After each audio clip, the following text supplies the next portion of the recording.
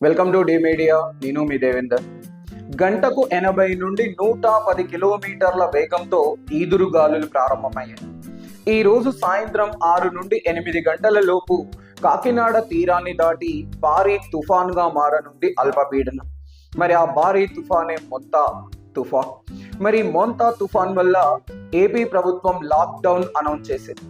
ఏపీలోని 9 కోస్తాంధ్ర జిల్లాలలో ఉన్న తీర ప్రాంతాలను క్లోజ్ చేసింది. బీచ్లన్నీ కూడా క్లోజ్ చేసి పర్యాటకులను తిరిగి పంపించేస్తోంది. ప్రజలని, అధికారులను అలర్ట్ చేసింది.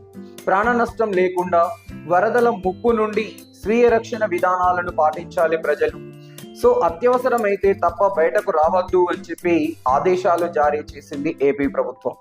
ఇక తెలంగాణ ప్రభుత్వం, తెలంగాణలో 4 జిల్లాలకు భారీ వర్ష ప్రమాదం ఉంది. ఖమ్మం, నల్గొండ, భూపాలపల్లి, ములుగు జిల్లాలకు. ఈ నేపథ్యంలో 4 జిల్లాలను రెడ్ అలర్ట్ ప్రకటించింది.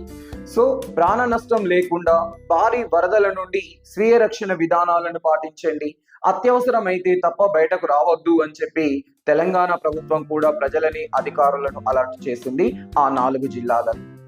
ఇక ఈ మొంతా తుఫాన్ అల్పపీడనం బంగాళాఖాతంలో ప్రారంభమైన ఆ కేంద్రం నుండి చెన్నై పట్టణం 600 కిలోమీటర్లు, కాకినాడ పట్టణం 650 కిలోమీటర్లు, అలాగే విశాఖపట్నం 700 కిలోమీటర్లు.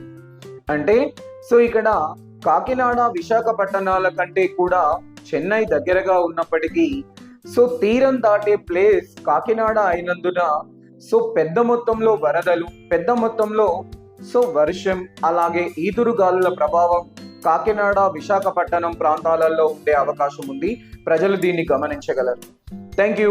Please subscribe our channel and support me.